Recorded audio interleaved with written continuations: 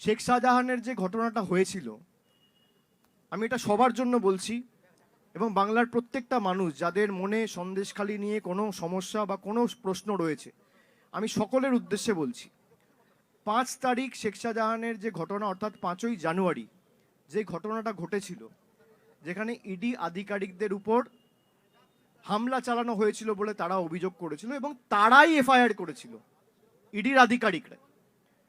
সেখানে কলকাতা হাইকোর্টের মাননীয় বিচারপতি জয় সেনগুপ্তর বেঞ্চ একটি অর্ডার দেয় যে একটা এসআইটি তৈরি হবে, যেখানে রাজ্য প্রশাসন, রাজ্য পুলিশের একজন কর্তা থাকবে, প্রতিনিধি থাকবে, এবং সিবিআইয়ের একজন প্রতিনিধি থাকবে, এবং স্পেশাল ইনভেস্টিগেটিং টিম তৈরি হবে, এসআইটি, যেটা সন্দেশখালি ঘটনাটা ইনভেস্টিগেট করে যাতে দোষীরা শাস্তি পায় তার সুব্যবস্থা করবে।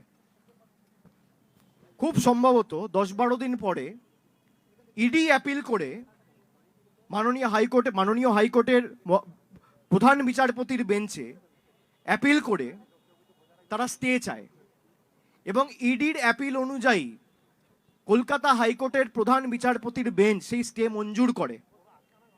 স্টে মানে ইনভেস্টিগেশন হবে না, স্টে মানে কাউকে অ্যারেস্ট করা যাবে না, স্টে মানে কাউকে নোটিশ পাঠিয়ে ডাকা যাবে না। এটা কে করেছে? মমতা বন্দ্যোপাধ্যায়। এটা করেছে হাইকোর্টের বিচারপতি এবং তার শুনানি রয়েছে আগামী 6ই মার্চ।